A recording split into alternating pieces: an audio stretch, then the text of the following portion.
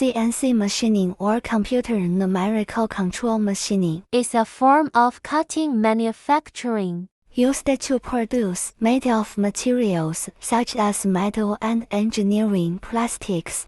CNC machining is a manufacturing process where pre-programmed computer software determines the movement of the machine.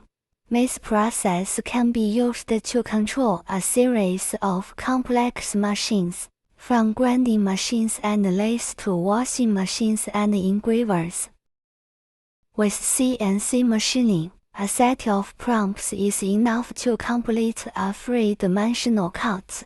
The machine tool is controlled by the CNC. A computer program is customized for the object. The machine is programmed using CNC machining language, such as feed rate, coordinated position, and speed.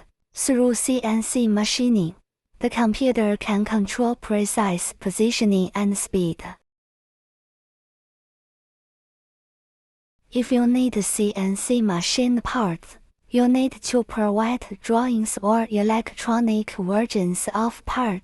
The file type is usually specified by the machining company. CNC programming is the process of using computer to tell the CNC machine how to extract the material, create a part that matches the CAD model exactly. The factor to consider is speed and feed rate. Refers to the spindle speed of the machine tool holding the tool on the processing material and production. The feed rate is the relative speed of the tool moving along. The work rate will be accelerated, which depends on the material being and processed, the features and tool diameter being used.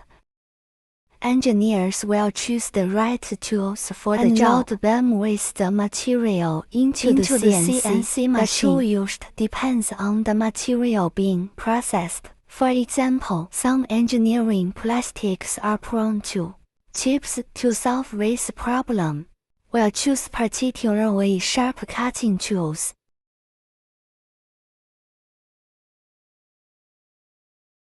Experienced mechanics know the limitations of processing specific material will be proficient in choosing the right tools for the job.